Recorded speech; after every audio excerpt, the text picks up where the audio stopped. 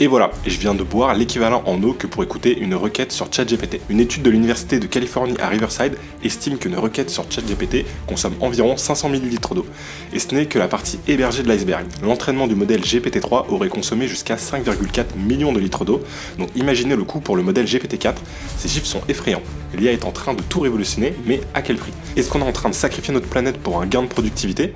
Et comment une simple question sur ChatGPT peut-elle consommer autant d'eau? Certaines personnes pensent même qu'il vaudrait mieux arrêter d'utiliser l'IA par souci écologique. Est-ce qu'elles ont raison? Eh bien aujourd'hui, je vais vous décortiquer tout ça, je vais vous expliquer le problème dans son ensemble et je vais surtout éclaircir le débat pour savoir si l'IA nous mène droit vers un désastre écologique ou pas.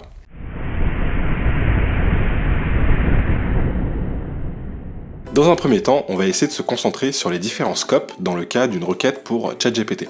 Donc lorsque vous allez poser une question à ChatGPT, cette question elle est traitée par des serveurs. Et ces serveurs, ils consomment de l'électricité. Et qui dit électricité, dit consommation d'eau. Donc l'étude de l'université de Californie à Riverside, elle estime qu'une simple requête consommerait environ 500 ml d'eau. Donc pour vous donner un ordre de grandeur, c'est comme si à chaque fois que vous alliez demander quelque chose à ChatGPT, vous alliez boire la moitié d'une bouteille d'eau. Ou l'équivalent d'une petite bouteille d'eau, la moitié d'un litre en fait. Multipliez ça par des millions de requêtes par jour et les chiffres deviennent vite astronomiques. Et attention, cette estimation, elle ne prend en compte que les scopes 1 et 2, donc on ne prend pas en compte le scope 3, qui lui est beaucoup plus difficile à estimer, parce qu'il dépend de la fabrication des équipements, et voilà, là-dessus on n'a pas vraiment d'informations, en tout cas l'étude va pas juste jusqu'à étudier ce périmètre-là. Donc on va surtout se concentrer déjà sur la consommation en eau du scope 1 et 2. Donc pour rappel, l'entraînement du modèle GPT-3, il aurait consommé, toujours selon la même étude, environ 5,4 millions de litres d'eau. Et dans ces 5,4 millions de litres d'eau, il y a 700 000 litres d'eau qui sont liés à la consommation directe sur site, donc ce qu'on appelle le scope 1. Et le reste, donc soit 4,7 millions de litres d'eau, pour la production d'énergie, donc ce qu'on appelle cette fois-ci le scope 2. Pour vous donner une idée, ça représente environ 2 piscines olympiques, ou encore la consommation moyenne en eau potable d'une centaine de Français, ou encore 540 000 personnes qui tirent la chasse d'eau en même temps. Alors je sais pas ce que vous en pensez, mais moi déjà ça me fait un petit peu relativiser. Si on prend cet entraînement qui peut paraître énorme, quand on balance un chiffre comme ça à 5,4 millions de litres d'eau, ça paraît énorme, mais au final si on le raccroche à quelque chose un peu plus concret, comme la consommation annuelle des Français en eau, ça fait que la consommation qu'une centaine de Français, et pour rappel on est quand même 68 millions de Français en France, un peu plus même, donc ça fait déjà un petit peu relativiser. Mais moi j'aimerais bien aller encore un petit peu plus loin pour vous faire visualiser un petit peu aussi la proportion entre le scope 1 et le scope 2. Donc si on se concentre un petit peu plus sur le scope 2 et qu'on le compare avec un autre exemple lié à la consommation électrique d'une Tesla par exemple, on va pouvoir comparer l'équivalent d'un kilomètre parcouru en Tesla en consommation en eau. Et ça, pour cette comparaison, on va toujours se baser sur les mêmes chiffres que l'étude avait pris pour justement essayer d'estimer la consommation en eau de ChatGPT. Et donc les chiffres qu'ils ont pris, ils se sont basés sur la consommation scope 2 des centrales en moyenne de production électrique qu'il y avait aux États-Unis, qui sont des centrales qui ont tendance à avoir une très grosse consommation en eau. Donc si on prend ces chiffres, si vous parcourez 1 km avec une Tesla aux États-Unis, la consommation scope 2, donc juste la consommation électrique qui va être nécessaire pour que cette voiture puisse faire 1 km, elle est équivalente à peu près 0,565 litres d'eau, donc 565 millilitres, ce qui fait quasiment au final ce qu'on avait dit sur une requête de ChatGPT. Donc au final, si on compare ça, on pourrait se dire qu'une requête ChatGPT au niveau de la consommation en eau qu'elle demande, c'est à peu près la même chose que de faire 1 km avec une Tesla, encore une fois aux États-Unis. Et si on parle uniquement de la consommation scope 2, donc la consommation électrique pure, pas la consommation pour refroidir les data centers, qui elle au final est beaucoup plus faible.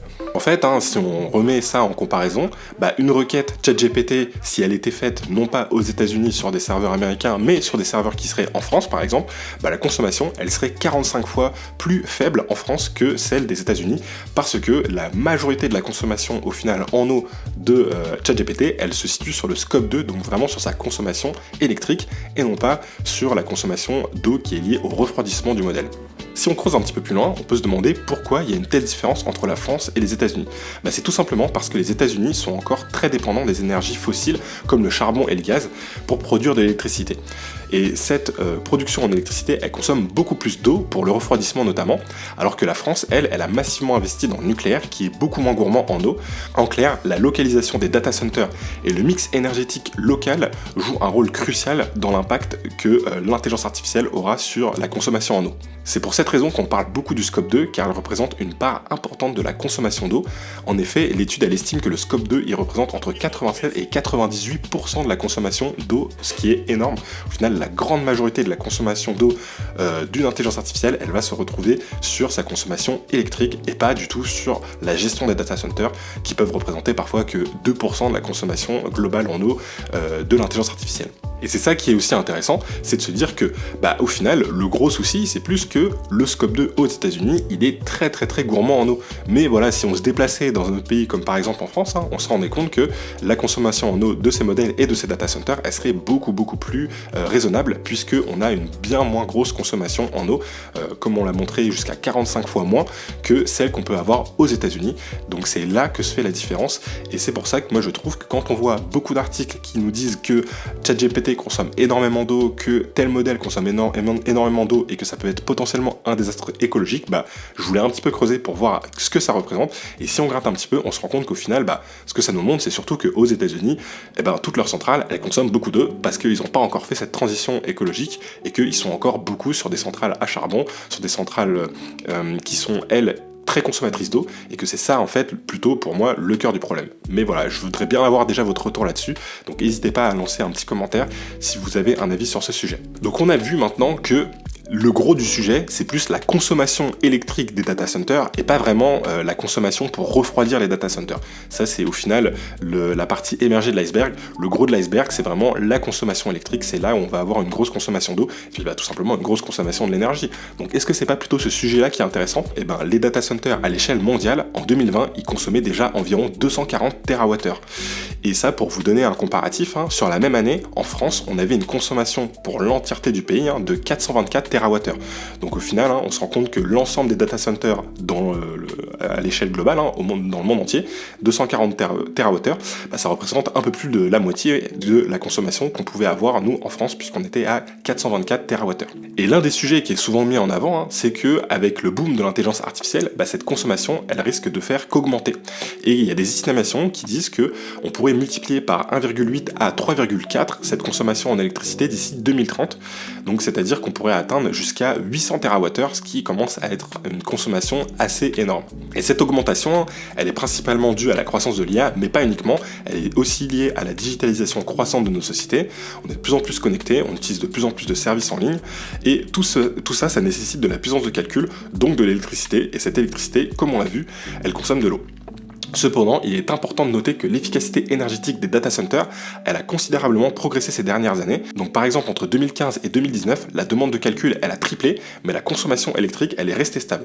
C'est dû à des améliorations techniques, notamment au niveau des serveurs et des systèmes de refroidissement, mais cette amélioration, elle a tendance à ralentir ces dernières années. Les data centers, ils ont aussi commencé à utiliser des énergies renouvelables pour alimenter leurs serveurs, ce qui est une bonne chose pour limiter leur impact environnemental. Et cette transition, elle est encore en cours, donc forcément on risque d'avoir une augmentation de la consommation des data centers, même si on peut le voir avec par exemple Meta qui avait construit un de ces data centers dans le nord de la Suède. Les grandes entreprises, elles essayent maintenant de placer leurs data centers dans des endroits où le mix énergétique fait plus sens, où on va avoir des énergies renouvelables et où aussi ça va demander moins de refroidissement, puisque forcément refroidir un serveur au nord de la Suède, ce sera plus simple que de le refroidir en plein désert californien. Et si on reprend le cas des États-Unis, la consommation électrique des data centers, elle pourrait représenter jusqu'à 8% de la consommation électrique totale du pays d'ici 2030. Donc ça représenterait quand même quelque chose de non négligeable. Vous imaginez, vous aurez quasiment 10% de la consommation électrique totale du pays qui serait uniquement dédiée aux data centers et aux infrastructures réseau. Et cette augmentation de la consommation électrique des data centers aux États-Unis, elle pourrait aussi augmenter une forte hausse des émissions en CO2 qui pourrait augmenter jusqu'à 100% d'ici, encore une fois, 2030. Et ça, c'est dû au fait que la majorité des centrales électriques aux États-Unis sont encore des centrales thermiques qui, en plus d'avoir un gros bilan en consommation d'eau, ont aussi un gros bilan carbone puisqu'elles émettent pas mal de gaz à effet de serre. Mais justement, toutes ces entreprises, elles n'ont pas pris des engagements pour réduire leur consommation en CO2. On a Apple qui a annoncé qu'ils essaieraient d'être neutres au niveau de leurs émissions de carbone en 2030, Microsoft qui a fait la même chose, Google qui a aussi des objectifs très proches. Donc comment ça marche tout ça au final? Ils se retrouvent à avoir la majorité de leurs serveurs qui sont aux États-Unis, là où une très grosse consommation de CO2, et en parallèle, ils estiment qu'ils vont pouvoir réussir à ne plus avoir d'émissions de carbone. Comment ils font exactement? La solution pour toutes ces entreprises, c'est tout simplement de se tourner vers le nucléaire. Pourquoi? Parce que le nucléaire, aujourd'hui, ça reste une des énergies avec le moins d'émissions de carbone et qui reste aussi très efficace. Et donc, par exemple, Microsoft, ils ont signé un accord pour acheter de l'électricité produite par un réacteur nucléaire remis en service. Et cette démarche, elle souligne l'importance pour les GAFAM de garantir un approvisionnement en énergie stable et en bas carbone. Du côté de Meta, ils essayent, eux, d'investir sur l'éolien et sur le solaire pour justement éviter de trop augmenter leur bilan carbone, et ils essayent aussi d'optimiser l'emplacement de leurs data centers pour que les data centers soient des endroits où le refroidissement sera moins élevé, comme je vous l'ai expliqué avec l'exemple du data center qui se trouve au nord de la Suède. On a une autre entreprise comme Oklo, qui est une start-up dont le président est également le PDG d'OpenAI, c'est Sam Altman, qui développe des réacteurs nucléaires de nouvelle génération, plus petits et plus sûrs pour alimenter les data centers. Mais vous allez me dire, le nucléaire, est-ce que c'est vraiment une bonne idée? C'est pas super dangereux? Il y a la radioactivité, il y a le problème des déchets nucléaires, comment ça se passe tout ça? Et on pense aussi aux grands accidents, avec Tchernobyl par exemple, ou Fukushima.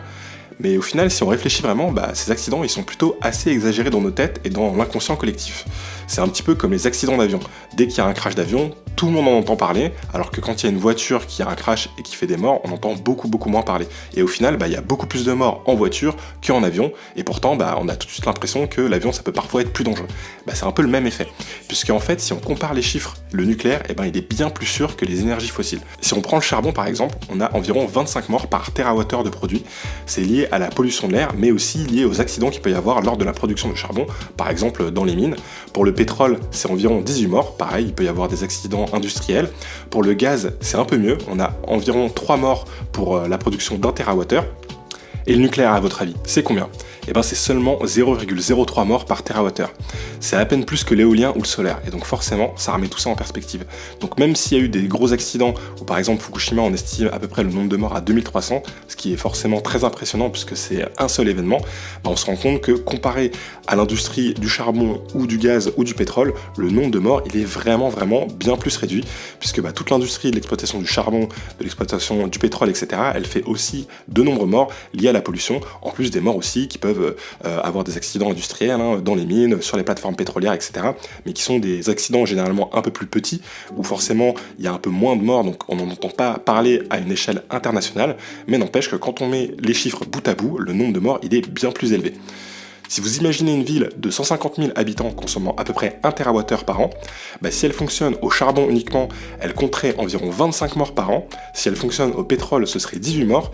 Au gaz, ce serait 3 morts. Mais si jamais elle fonctionnait au nucléaire ou avec des énergies renouvelables uniquement, ce serait moins d'un mort tous les 30 à 50 ans. Donc vous imaginez la différence, elle est quand même énorme. En plus de ça, les énergies qui font le moins de morts sont également les énergies les plus propres. Donc l'éolien, le solaire, le nucléaire. Ces énergies-là, elles vont permettre d'avoir moins d'émissions de CO2 tout en ayant moins de morts, donc j'ai l'impression que là-dessus on est quand même entièrement gagnant. Donc je sais pas vous, mais moi tout ça, ça me fait quand même vachement relativiser. Si on prend la consommation d'une requête ChatGPT qui serait autour des 500 000 litres d'eau aux États-Unis, on se rend compte que la majorité de cette consommation, elle est surtout due à la production de l'électricité aux États-Unis. Donc le problème, au final, c'est pas vraiment l'intelligence artificielle, c'est plus la transition énergétique et le fait qu'il y a encore beaucoup de centrales thermiques et de centrales à charbon, au pétrole, etc. aux États-Unis. C'est pas vraiment lié à la consommation de l'intelligence artificielle qui, sur ces 500 000 litres d'eau, ne représente au final que 2% sur la partie de la consommation des data centers en eux-mêmes et sur la partie refroidissement de ces data centers et pas sur la partie de la consommation, le scope 2, de l'électricité pour alimenter ces data centers. En plus de ça, si on relativise avec la consommation qu'on peut avoir tous les jours, une simple chasse d'eau, c'est à peu près 10 litres d'eau. Donc vous imaginez que des requêtes ChatGPT, même si vous en servez tous les jours, vous n'allez pas forcément en faire des centaines et des milliers.